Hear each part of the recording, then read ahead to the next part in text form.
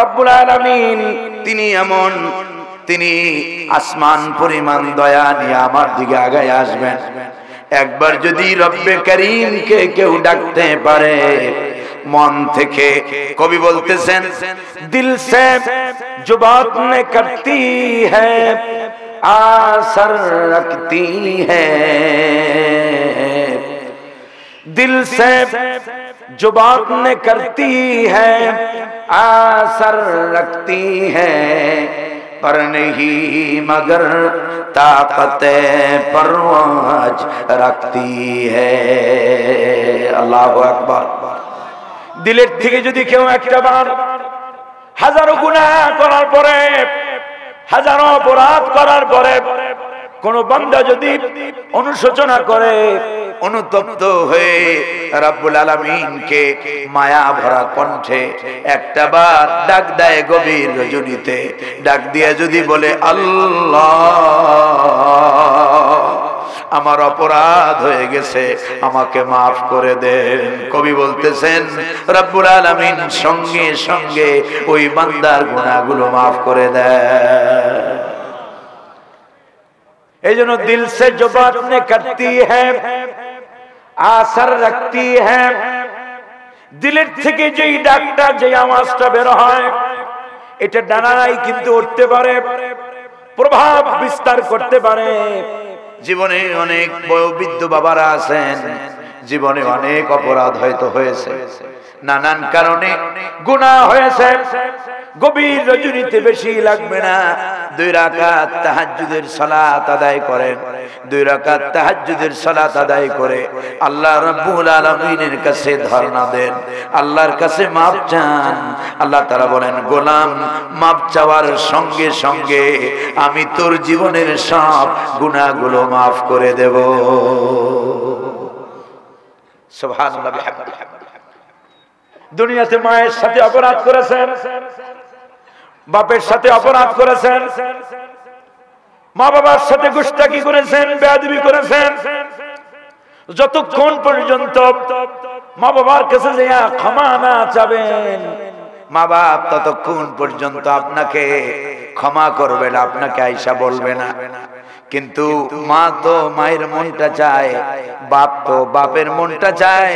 আমার ছেলেটা যদি আমার কাছে এসে মাপ চায়, তাহলে আমি আমার সন্তানটাকে মাফ করে দেব, ঠিক কি না? কিন্তু রব্বুল আলামিন এমন, আপনার অপরাধ হয়েছে, গুনাহ হয়েছে, গুনাহ হওয়ার পরে যদি একবার অনুতপ্ত অনুশোচনা যদি আপনার ভিতরে রব্বে কারীম পায়, আল্লাহ বলেন গোলাম রে শুধু গুনাহ মাফই করি তা নয়, আমি আল্লাহ তাআলা ওয়াদা দিলাম ওয়া ইউকাফির আনকুম সাইয়্যাতিকুম ওয়া নুদখিলকুম মুদখালান কারীমা। আল্লাহু আকবার। আমি আল্লাহ তোর জীবনের গুনাহ শুধু মাফই করব না, জীবনে যত গুনাহ করেছিস, যত অপরাধ করেছিস, যত পাপ করেছিস, জীবনের সব পাপগুলোকে নেকি দিয়া বদলায়া দেব। সুবহানাল্লাহ। আর কি করব শোনো, আমি আল্লাহ ওয়াদা দিলাম যদি গুনাহ থেকে মাপ আমার থেকে পাও, আমি আল্লাহ ওয়াদা দিলাম আমি তোমাকে ওয়ানুদখিল ইন্নাহু হুয়াল গফুরুর রহিম। আলহামদুলিল্লাহ। ধাপ সুলতানগঞ্জ স্বতন্ত্র ইবতেদায়ী মাদ্রাসার উদ্যোগে আয়োজিত ইসলামী জলসার সম্মানিত সভাপতি, আমন্ত্রিত উলামায়ে কেরাম, আমার সামনে উপস্থিত আল্লাহ রাব্বুল আলামিনের মাহবুব বান্দাগণ, পর্দার আড়াল থেকে যারা শুনছেন আমার সম্মানিত মায়েরা, সকলকে অন্তরাত্মার পক্ষ থেকে জানাচ্ছি মোবারকবাদ, জানাচ্ছি অভিবাদন, জানাচ্ছি মোস্ট ওয়েলকাম, জানাচ্ছি তাহিয়া, আসসালামু আলাইকুম ওয়া রাহমাতুল্লাহি তাআলা ওয়া বারাকাতুহু। শুকরিয়া আদায় করছি সে মহান মালিক আল্লাহ রাব্বুল ইজ্জাত ওয়াল জালালের দরবারে, যিনি অত্যন্ত দয়া করে মায়া করে শারীরিক মানসিক সুস্থতা দিয়ে কোরআনে কারীমের কথাগুলো শোনার জন্য আমাদেরকে এই মুহূর্তে ময়দানে কবুল করেছেন।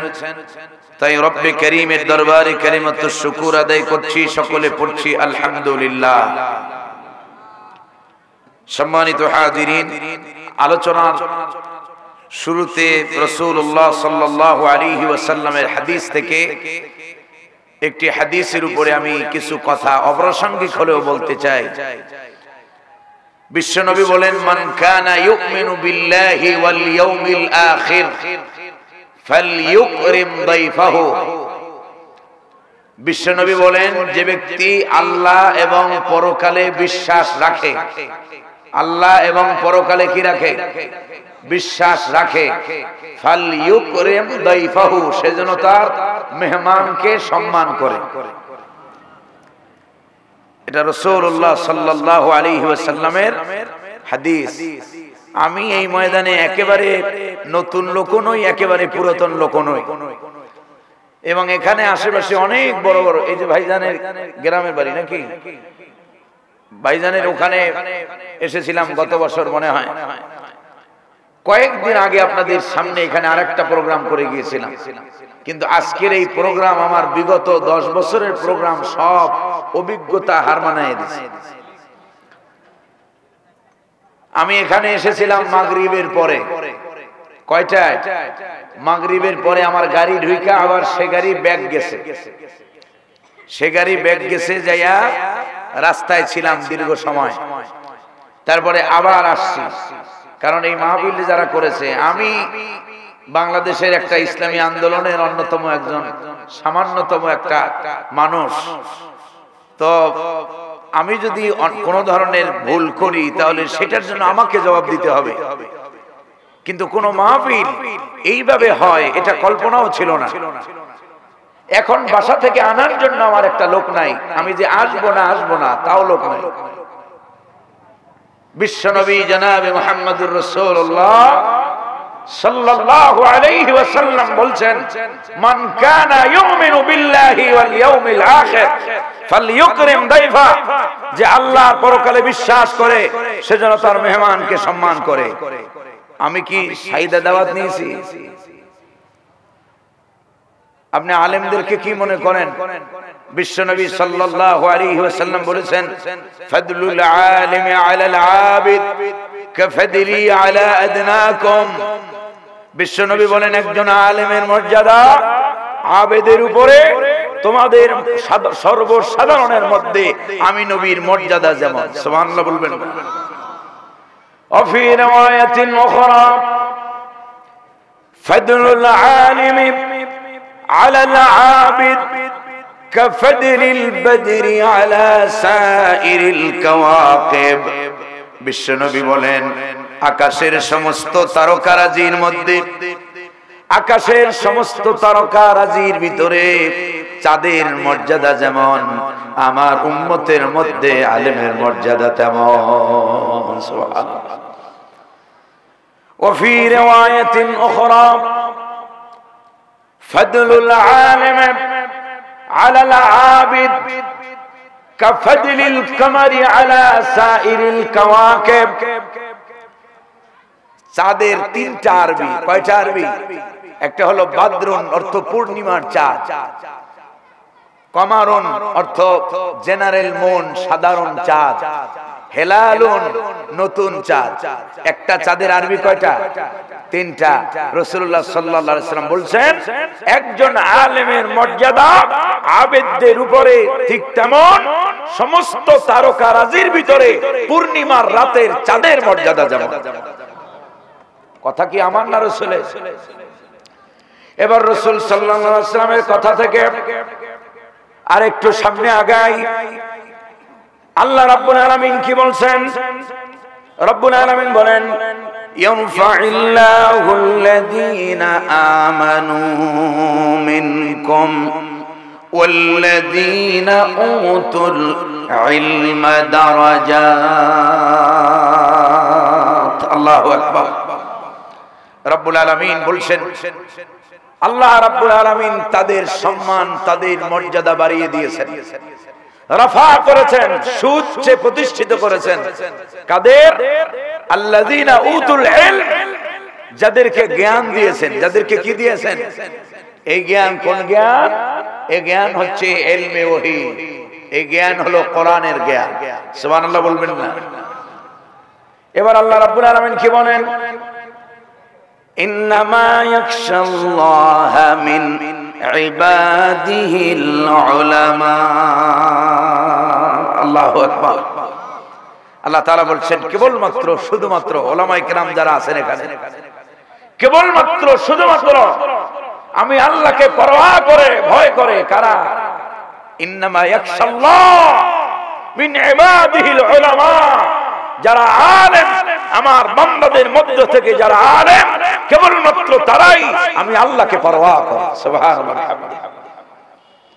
তো রাসূলুল্লাহ সাল্লাল্লাহু আলাইহি ওয়াসাল্লাম যাদেরকে সম্মান দিলেন, আল্লাহ রাব্বুল আলামিন নিজে যাদের মর্যাদার কথা বললেন, আর আজকে আমাদের গোটা জাতির অবস্থা এত এত বাজে হওয়ার মূল কারণ হলো যাকে যেখানে মর্যাদা সম্মান দেওয়া প্রয়োজন সেখানে না দিয়া নাস্তিক মুরতাদদের পিছনে আমরা দৌড়াই।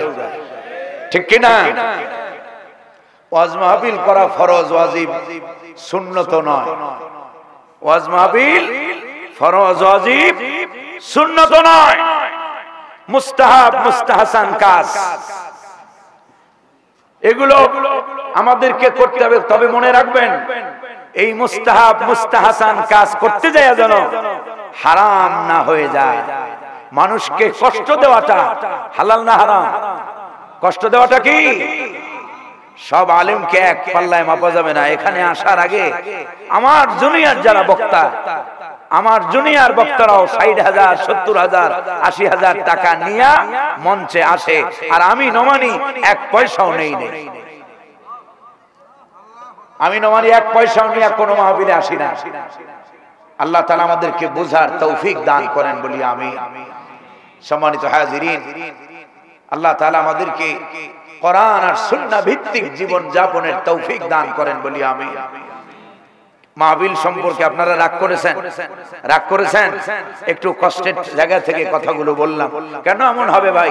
মাদ্রাসার উদ্যোগে মাহফিল, কেন এই মাদ্রাসার ওলামায়ে কেরাম নাই? শিক্ষকরা নাই? কেউ নাই? এখন পর্যন্ত একজন শিক্ষক দেখাও করলেন? আমি কি জোর করে এখানে এসেছি? আমাকে আপনারা দাওয়াত করে এনেছেন ঢাকা থেকে। ঢাকা থেকে দাওয়াত করে এনেছেন এখানে। আমি যে দলের রকম আমি যদি সেই দলের কর্মীদেরকে এখানে ডাকতাম তাহলে এই ময়দান ফিলাপ হয়ে যেত। এজন্য কাকে দাওয়াত দেন বুঝে শুনে দাওয়াত দিবেন। আল্লাহ তাআলা আমাদেরকে বোঝার তৌফিক দান করেন বলি আমিন। এসেছি আপনাদের খেদমতে। যারা দাওয়াত দিয়েছেন তারা হয়তো মানুষের পক্ষে ভুল মানুষেরই হয়, কিন্তু এগুলো আমার ক্ষেত্রে যেন না হয়। আমার ক্ষেত্রে হয়েছে, অন্য কোন আলেমের জন্য যেন না হয়। আলোচনা করার মন মানসিকতাই হারিয়ে ফেলেছে। এইভাবে আপনারা যারা নেটে আলোচনা দেখেন, আমি এইভাবে আলোচনা কোনোদিন শুরু করিনি। পড়ুন আমার সাথে, আউযু বিল্লাহি মিনাশ শাইতানির রাজীম, বিসমিল্লাহির রাহমানির রাহিম। কুল ইয়া ইবাদিয়াল্লাযীনা আসরাফু আলা আনফুসিহিম লা তাকনাতু মির রাহমাতিল্লাহ ইন্নাল্লাহা ইয়াগফিরুয যুনুবা জামিআ ইন্নাহু হুয়াল গফুরুর রহিম। সাদাকাল্লাহুল আযীম ওয়া সাদাকা রাসূলুহুন নবিয়্যুল কারীম। আমি কোরআনুল কারীমের সূরা জুমারের ছোট্ট একটি আয়াতে কারিমা তেলাওয়াত করেছি। আল্লাহ রাব্বুল আলামিন যদি তৌফিক দান করেন তো এই আয়াতের আলোকে কিছু কথা বলে আপনাদের থেকে বিদায় নেব। আমা তৌফিকি ইল্লা বিল্লাহ আলাইহি তাওয়াক্কালতু ওয়া ইলাইহি রাব্বুল আরশিল কারীম হাসবুনাল্লাহু ওয়া নি'মাল ওয়াকিল নি'মাল মাওলা ওয়া নি'মান নাসীর। আল্লাহ যেন আমাদেরকে দিলের কান দিয়ে কথাগুলো শোনার এবং বোঝার তৌফিক দান করেন বলি আমিন। সম্মানিত হাজিরিন, মুহাম্মদুর রাসূলুল্লাহ সাল্লাল্লাহু আলাইহি ওয়াসাল্লামের কাছে কুরাইশ গোত্রের কতিপয় লোক এসে বলছেন, ইয়া মুহাম্মদ সাল্লাল্লাহু আলাইহি ওয়াসাল্লাম, আপনি যে ইলাহের দাওয়াত দিচ্ছেন, আপনি যে কালেমার দাওয়াত দিচ্ছেন, আপনি যে কালেমার দাওয়াত দিচ্ছেন, সেই কালেমা যদি আমরা গ্রহণ করি, সেই লা ইলাহা ইল্লাল্লাহ মুহাম্মাদুর রাসূলুল্লাহ, এই কালেমা যদি আমরা পড়ি, তাহলে আমরা দুনিয়াতে এত পরিমাণ অপরাধ করেছি, মানুষ হত্যা করেছি, জিনা করেছি, এমন কোন পাপ নাই যে পাপের সাথে আমরা জড়িত হই। জীবনের সব ধরনের অপরাধ অন্যায় আমরা করেছি, এমন কোন অপরাধ নাই, এমন কোন পাপ নাই যে পাপগুলো, যে অন্যায়গুলো, যে অপরাধগুলো আমরা করি নাই, যদি ঈমান আনি তাহলে কি আমাদের সেই পূর্বের গুনাহগুলো মাফ হয়ে যাবে? আল্লাহ রাব্বুল আলামিন সঙ্গে সঙ্গে জিবরিল আমিনকে এই আয়াত নিয়ে পাঠিয়ে দিলেন। রব্বুল আলামিন জানায়া দেন, কুল ইয়া ইবাদিয়াল্লাযীনা আসরাফু আলা আনফুসিহিম লা তাকনাতু মির রাহমাতিল্লাহ। আল্লাহু আকবার। ওহে যারা ঈমান এনেছো, হে রাসূল আপনি আমার গোলামদেরকে বলে দেন, লা তাকনাতু মির রাহমাতিল্লাহ, আমি আল্লাহর রহমত হতে যেন নিরাশ না হয়ে যায়। আমি আল্লাহ ওয়াদা দিলাম, আমি আল্লাহ ইন্নাল্লাহা ইয়াগফিরুয যুনুবা জামিআ। আল্লাহু আকবার। আমি আল্লাহ ওয়াদা দিলাম, আমি আল্লাহ রাব্বুল আলামিন তাদের জীবনের সমস্ত গুনাহগুলো maaf করে দেব। সুবহানাল্লাহ। গুনাহ হওয়াটা স্বাভাবিক, অস্বাভাবিক নয়, হিউম্যান নেচার, এটি মানব প্রকৃতি। গুনাহ হবেই। বিশ্বনবী বলেছেন, কুল্লু বনি আদম খাত্তাউন, প্রতিটি বনি আদম ভুলকারী, গুনাহকারী। গুনাহ হওয়াটা এটি হিউম্যান নেচার, মানব প্রকৃতি, এটি স্বাভাবিক। যুবক বয়স, নানান ধরনের মিডিয়ার মাধ্যমে, নানান ধরনের মোবাইলের ব্যবহারের মাধ্যমে, নানান ধরনের কাজে আমাদের গুনাহ হওয়াটা অস্বাভাবিক নয়, স্বাভাবিক। অথবা জীবনে অনেক গুনাহ করেছেন, গুনাহ করার পরে রব্বুল আলামিন কোরআনে কারীমের ভিতরে বলেছেন, লা তাকনাতু মির রাহমাতিল্লাহ। আল্লাহু আকবার। বান্দা গুনাহ হয়েছে, কিন্তু আমি আল্লাহর রহমত হতে নিরাশ হয়, কারণ রব্বে কারীমের রহমত হতে নিরাশ হয় তারা। আল্লাহ রাব্বুল আলামিন বলেন, ওয়া মান ইয়াকনাতু মির রাহমাতি রাব্বিহি ইল্লা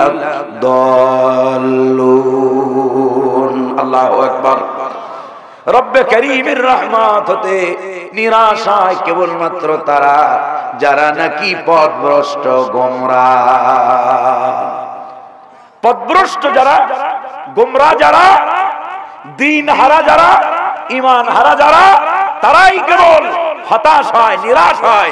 ঈমানদার কখনো হতাশ হয়, কারণ ঈমানদার জানে আমার জীবনের যদি পাহাড় পরিমাণ গুনাহ হয়, রব্বুল আলামিন তিনি এমন, তিনি আসমান পরিমাণ দয়া নিয়ে আমার দিকে আগায় আসবেন।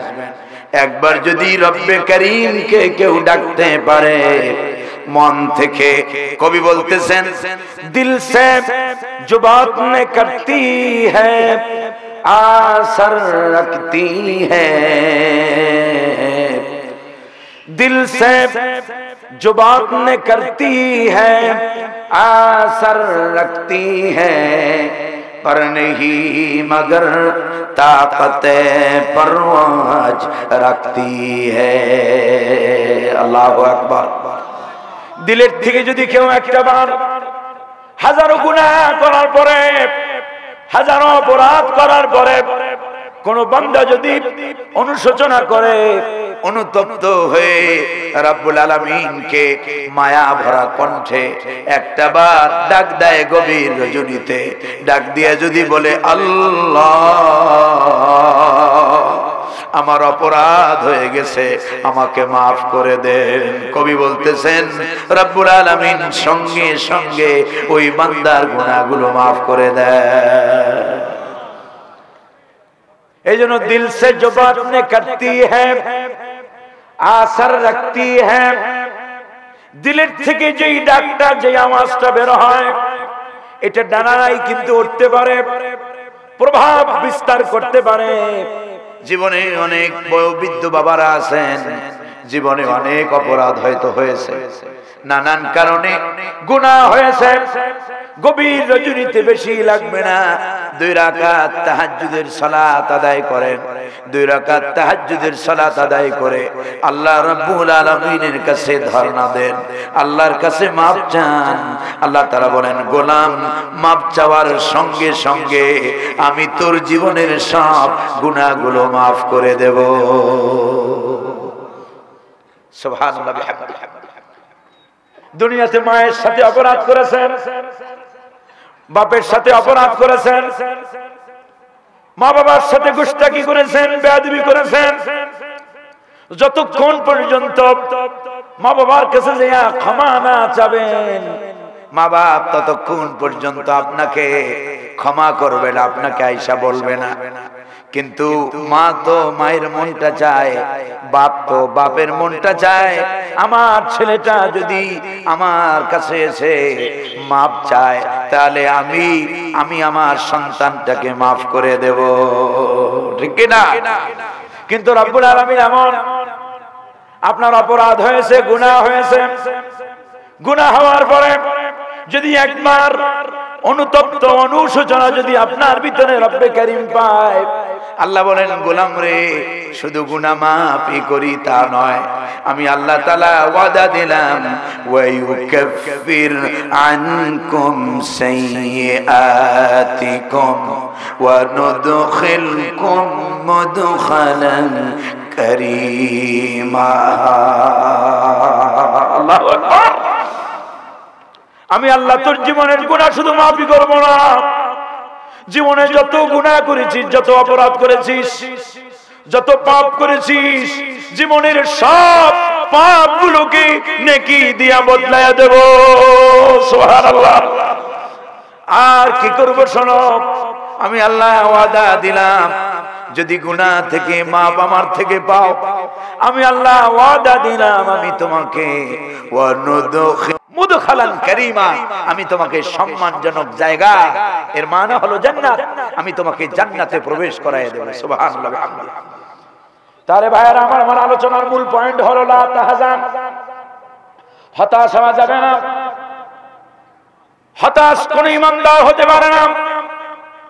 শরীরে রোগ বাসা বেঁধেছে, ক্যান্সার হয়েছে, কিডনি ড্যামেজ হয়েছে, হার্ট ফেল হয়েছে, কোন সমস্যা নাই, ভরসা রাখতে হবে কার উপরে? নবীরা ভরসা করেছেন কার উপরে? নবীরা শত বিপদের মধ্যেও সব নবীরা সকল ক্ষেত্রে সকল অবস্থায় আল্লাহর উপরে ভরসা করেছেন, আল্লাহর উপরে তাওয়াক্কুল করেছেন। চিন্তা করেন হযরত আইয়ুব আলাইহিস সালামের কথা একটু চিন্তা করেন। হযরত আইয়ুব আলাইহিস সালাম তাফসীরের ভিতরে এসেছে, কোন কোন মুফাসসির লিখেছেন 18 বছর, কোন কোন মুফাসসির লিখেছেন 19 বছর, কেউ কেউ লিখেছেন 9 বছর। যাই হোক, একটা লম্বা সময় ধরে হযরত আইয়ুব আলাইহিস সালামের শরীরের ভিতরে রোগ বাসা বেঁধেছে। এমন কি শেষ মুহূর্তে তার গোটা শরীর যখন পোকায় পচে, পোকা যখন ধরেছে, বাদ ছিল জিহ্বাটা, জিহ্বার ভিতরে যখন পোকা ধরলো, হযরত আইয়ুব এবার দোয়া করলেন, বললেন রব্বি আন্নী মাসসানিয়াদ-দুররু ওয়া আনতা আরহামুর রাহিমিন। আল্লাহু আকবার। হায়রা, লক্ষ্য করেন, খেয়াল করেন, আমার মালিক রব্বি আন্নী মাসসানিয়াদ-দুর, আমাকে মুসিবত স্পর্শ করেছে, বালা আমাকে ধরেছে। আল্লাহকে বলেন নাই, দোষ দেন নাই, শিকায়ত করেন নাই যে তুমি আমারে বালা দিয়েছো, বিপদ দিয়েছো। বলছেন, শব্দ চয়ন কি উলামায়ে কেরাম যারা আছেন, রব্বি আন্নী মাসসানিয়াদ-দুর। আপনাদের কথা শুনতে কষ্ট হয়, খারাপ লাগতেছে? লোকজন বিষয় না, কত লোক হইলো এটা ব্যাপার না। যদি একজন হন, মনোযোগ দিয়া কোরআনের কথা শুনেন, বিশ্বাস করেন, এই মাহফিল কিয়ামতের জন্য, ওই একজনের জন্য আমাদের নাজাতের উসিলা হবে। ঠিক কিনা? যারা এত অর্থ দিয়ে, বুদ্ধি দিয়ে, পরামর্শ দিয়ে এত সুন্দর করে যারা চেষ্টা করেছেন অনেক সুন্দর করার জন্য, তারা মাহফিলটাকে এত কষ্ট যারা করলেন, তাদের জন্য একজন শ্রোতা দরকার, যে শ্রোতা ইখলাসের সাথে কথাগুলো শুনবে এবং আমলে নেবে। ঠিক কিনা? আজকে মাহফিলগুলো ইখলাসহীন হয়ে গেছে। বক্তা, শ্রোতা, আয়োজক কমিটি, কারো ভিতরে ইখলাস পাওয়া যায়? ইখলাসহীন কোন কাজ রব্বে কারীম কবুল করেন। আল্লাহ তাআলা বলেন, আমা উমিরু ইল্লা লিয়াবুদুল্লাহ মুখলিসিনা লাহুদ্দিন। আল্লাহু আকবার। রব্বুল আলামিন বলেন, তোমাদের কোনো কাজ নাই, তোমাদেরকে কোনো আদেশ করা হয় নাই, একটা মাত্র কাজ, সেই কাজটা হলো লিয়াবুদুল্লাহ মুখলিসিনা লাহুদ্দিন, একনিষ্ঠভাবে, নিরেটলি, নির্ভেজাল ভাবে গোলামি হবে কার? গোলামির ভিতরে আজকে ইখলাস নাই। ইখলাস না থাকার কারণে আজকে আমাদের সমাজের সমস্যাগুলো যায় না। ঠিক কিনা? তো ভাইরা আমার, হযরত আইয়ুব হতাশ হন নাই, ধৈর্য হারান নাই। 17 বছর বা 18 বছর বা 19 বছর পরে হযরত আইয়ুব বললেন, রব্বুল আলামিন, রব্বুল আলামিন, আমাকে মুসিবত স্পর্শ করেছে, বালা স্পর্শ করেছে, আর আপনি হচ্ছেন রহমানুর রহিম। আপনি হযরত আইয়ুব বললেন না আমারে সুস্থ করে দেন। রব্বুল আলামিন হযরত আইয়ুবের ধৈর্যে এতটা খুশি হলেন, কোরআনে কারিমে আসছে পরবর্তী আয়াতে, আল্লাহ তাআলা হযরত আইয়ুবের এই সবরে এত খুশি হয়েছেন, হযরত আইয়ুবকে বালা মুসিবত থেকে মুক্ত করে, এই অসুস্থতার কারণে তার স্ত্রী তাকে ছেড়ে চলে গিয়েছিল, তার সন্তান তাকে রেখে চলে গিয়েছে, তার সমাজ তাকে বয়কট করেছে, আল্লাহ তাআলা সবকিছু ডাবল ডাবল করে আবার ফিরিয়ে দিলেন। সুবহানাল্লাহ। এই জন্য হতাশ হওয়া যাবে না, ইমানদাররা হতাশ হয় না।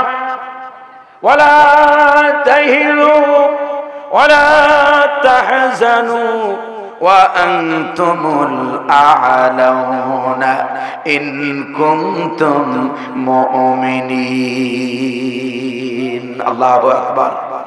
ولا تهنوا ولا تحزنوا, don't be frustrated, হতাশ হয় না, দুশ্চিন্তাগ্রস্ত হয় না। وأنتم الأعلون, আমি ওয়াদা দিলাম তোমরাই বিজয়ী হবে। সুবহানাল্লাহ বলবেন না? তোমরা বিজয়ী হবে, তোমরা বিজয় হবে। 14 বছর মনে করেছিলাম যে না, এ জাতির কপালে আর কোনদিন সূর্য উদয় হবে না, এ জাতির কপালে আর কোনদিন ভোর হবে না। ঠিক কিনা? সেই 5 তারিখের আগের দিনও আমরা বুঝি নাই যে এরকম হবে। চতুর্দিকে সব দিকে আলেমদেরকে বন্দী, ইসলামপন্থীদের উপরে কঠোর, চতুর্দিকে ইসলামপন্থীদেরকে হত্যা করা হচ্ছে। আয়নাগর সাজায়া, কত কিছু সাজায়া ইসলামপন্থীদের দাবানো হলো। যাওয়ার 3 দিন আগে এদেশের বৃহত্তম ইসলামী আন্দোলনকে ব্যান করে দেওয়া হলো, ঠিক কিনা? আমরা হতাশ হয়ে গিয়েছিলাম, মনে করেছিলাম এবারই সব শেষ, কিন্তু বিজয় দেওয়ার মালিক কে? এজন্য আল্লাহ বলেছেন, ওয়ালা তাহিনু ওয়ালা তাহজানু ওয়া আনতুমুল আ'লাউনা ইন কুনতুম মুমিনিন। If you are real believer, সত্যিকারের ঈমানদার যদি হও, তাহলে কোনো ভয় নাই, কোনো হতাশা। কারণ ঈমানদাররা হতাশ হয় না। দুশ্চিন্তা ঈমানদারকে পায় না, কারণ ঈমানদার ভরসা করে কার উপরে? হায়াতের মালিককে, রিজকের মালিককে, সম্মানের মালিককে, সবকিছুর মালিককে। দুনিয়াতে কোনো মানুষ মানুষের কিচ্ছু করতে পারে না, কোনো মানুষ মানুষের কিছু দিতে পারে না, সব কিছু দেয় কে? আল্লাহ তাআলা বলে না, তুরিদুনা ইনদাহুমুল ইজ্জা ইন্নাল ইজ্জাতা লিল্লাহি জামিআ। আল্লাহু আকবার। মানুষ কিচ্ছু দিতে পারে না, না সম্মান, না রিজিক, না কোনো কিছু, না ক্ষমতা। দেওয়ার মালিক কে? একচ্ছত্র মালিকানা কার? আমাদের বোঝার ভুল। আমাদের কিসের ভুল? বোঝার ভুল। তো বলতেছিলাম হতাশ হওয়া যাবে না। নবীরা হতাশ হন নাই। হযরতে লূত, হযরতে হুদ, হযরতে নূহ, হযরতে সালেহ হাজু করে, অর্থ খরচ করে, বুদ্ধি দিয়া, পরামর্শ দিয়া, কায়িক শ্রম দিয়া যারা কোরআনে কারীম শোনার ব্যবস্থা করেছে, এত সুন্দর মাহফিলের আয়োজন যারা করেছে, শোনার জন্য যারা এসেছে, বলার জন্য যারা এসেছে, এই মাহফিল কবুল করে নিয়ে কিয়ামতের দিন আমাদের সকলের নাজাতের ওসিলা বানায় দিও আল্লাহ রাব্বুল আলামিন। আমরা যারা হাত তুলেছি, আমাদের মধ্যে যাদের মা নাই, যাদের বাবা নাই, দাদা নাই, দাদি নাই, আপনজন যাদেরকে হারিয়েছি, যারা অন্ধকার কবরের বাসিন্দা হয়ে গেছে, মেহেরবানি করে তাদের কবর আযাব কিয়ামত পর্যন্ত মওকুফ করে দাও রব্বুল আলামিন। তাদের কবরগুলোকে জান্নাতের টুকরা বানায় দাও আল্লাহ রব্বুল আলামিন। আমাদের আব্বা আম্মার কবরগুলো জান্নাতের বাগান বানায় দাও রব্বুল আলামিন।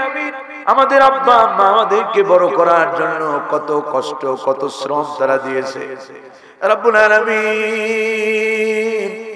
অনেক ক্ষেত্রে আমাদেরকে বড় করতে যায়া আপনার হুকুম অনেক জায়গায় লঙ্ঘন করেছে মাওলা রব্বুল আলামিন। আজকে যাদের মা বাবা বেঁচে নাই, মেহেরবানি করে আমাদের আব্বা আম্মার কবরগুলো জান্নাতের টুকরা বানায়া দেন আল্লাহ রব্বুল আলামিন।